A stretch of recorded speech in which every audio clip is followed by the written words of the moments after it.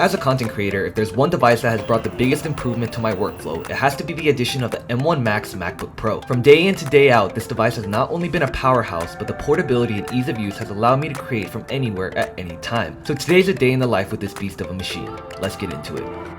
Now in the mornings, my first order of business is usually clearing out some emails, and the 14-inch makes this the perfect size for me to take to any sort of coffee shop, so I'm able to get my work done on the go, and I'm easily able to get up and running. Now let's talk a little bit about the usability features. For me personally, I found that the screen is pretty color accurate, and especially if I'm working in any sunny, bright conditions, although there is a little bit of glare at times, I found no problem being able to turn up the brightness and still get my work done. The keyboard is also pretty nice, especially if I'm writing any emails or drafting up any sort of scripts, and the Touch ID feature is super convenient, so all I have to do is just put my finger to the scanner. But I wrapped up all the emails I needed to answer, so let's get out of here.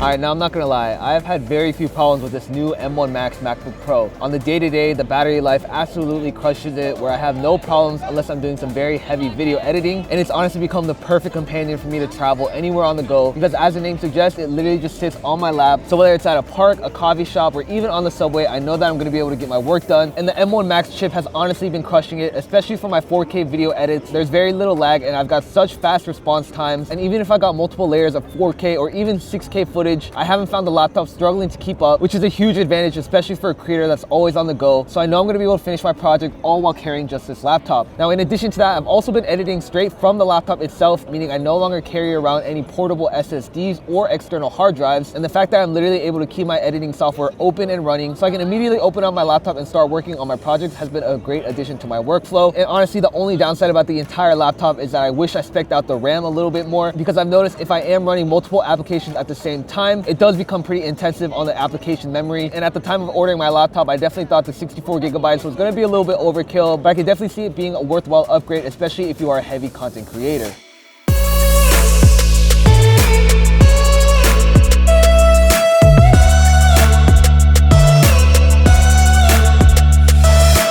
Now that I've been using the MacBook Pro on a day-to-day basis, I've got to say there are some really great upgrades that have massively improved my workflow. Now, actually, in my unboxing and first impressions video, I wasn't a huge fan of the redesign, as I thought it was too bulky and clunky. But now that I've been carrying it around on a day-to-day basis, I've got to say the heftier design actually makes it easier to carry, and it's got a bit of weight to it, so I know it's not going to tip over, and overall isn't too heavy to carry around. In addition to that, they've also brought back the MagSafe charging port, which has actually proven to be super useful, so I'm easily able to attach and detach my charging cable. And then obviously the SD card slot has been a lifesaver, so that I'm easily able to import any of my footage and get editing right away. And now the fact that I no longer have to bring any extra cables, dongles, hard drives, and I can get all my work done seamlessly using the single device has been a massive game changer. But right now it's about 4:20. The majority of my work for the day has been done. It is starting to rain right now, so let's get back home.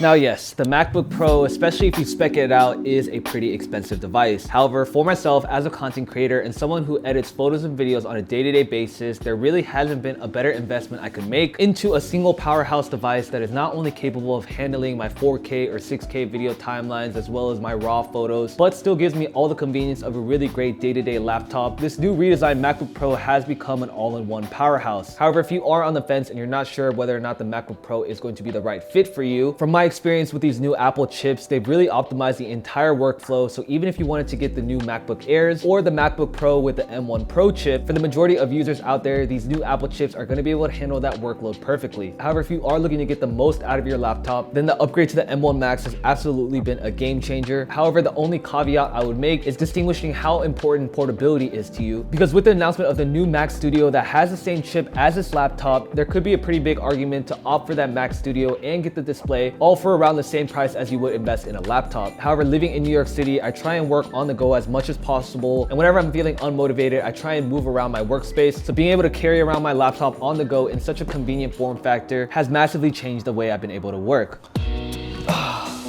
And And finally, after a long day of work and I'm getting ready to wind down, the 14-inch is a perfect companion for chilling in bed, watching Netflix, or just listening to music. Now, like I said before, the display on this laptop is a true work of art. Apple is really optimizing this XDR technology to make it one of the brightest displays out there. Whether I'm laying in bed late at night watching Netflix or working in a sunny park, the True Tone display does a really great job of adjusting to my surroundings. In addition to that, the speakers on this laptop are pretty impressive given this form factor. And if I don't feel like plugging in my headphones, I know that the quality I'm gonna get from my speakers is gonna be great. And then finally, let's talk about the camera. To be honest, I'm not personally a fan of FaceTiming using my laptop. However, the biggest use of this camera is definitely going to be for my video conferences. Obviously, a lot of meetings are still happening over Zoom or Google Meet, so having a 1080p camera has actually proven to be very useful, so I know I'm looking sharp for my meetings.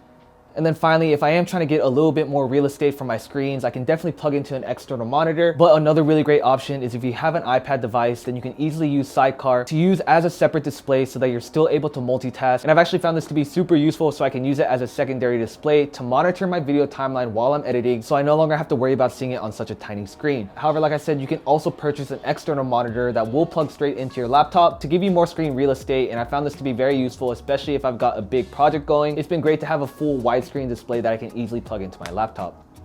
But that is it for my day in the life with the MacBook Pro. I hope you guys enjoyed seeing my day-to-day use cases. And I'm not gonna lie, I don't think there's been a day in the past 3 months where I haven't picked up my laptop to do a little bit of work. So that just goes to show exactly how much power and use I'm getting out of it. But if you guys enjoyed this day in the life type of video, definitely leave me a like down below. Let me know what other types of devices you guys wanna see a day in the life of. If you enjoyed this cinematic content and you're new around here, definitely consider subscribing. That's it for me today. And as always, folks, don't stress, finesse.